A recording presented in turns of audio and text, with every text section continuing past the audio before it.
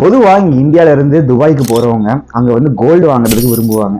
ஏன்னா நீங்கள் இந்தியாவில் இருக்கிறதுக்கும் துபாயில் இருக்கிறதுக்கும் அந்த பர் கிராம் ரேட் எடுத்தீங்க அப்படின்னா அப்ராக்சிமேட்டாக 500லேருந்து 600 கிராம் இல்லை 700 கிராம் வரைக்குமே டிஃப்ரென்ஸ் இருக்கும் ஒரு கிராமுக்கு.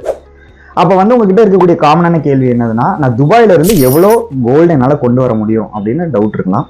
பொதுவாக வந்து நீங்கள் துபாயில் ஒரு கோல்டு வாங்குறீங்கன்னா அதுக்கு 5% வேட் பே பண்ணுவீங்க.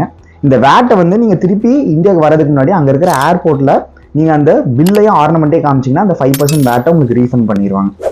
அடுத்து என்னால் ஆர்னமெண்ட்டை தவிர வேறு ஏதாச்சும் கொண்டு வர முடியுமானா பார் வந்து நாட் அலவுட். ஸோ நீங்கள் ஆர்னமெண்ட்டாக கொண்டு வரலாம்.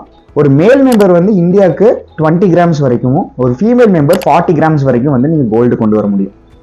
அதுக்கு மேலே என்னால் லீகலாக நான் டியூட்டி கட்டுறதுக்கு ரெடி அப்படின்னா 1 kg நீங்கள் ஆர்னமெண்ட்ஸாக நீங்கள் டிக்ளேர் பண்ணிவிட்டு அதுக்கான டேக்ஸ் அமௌண்ட்டையும் நீங்கள் பே பண்ணலாம்.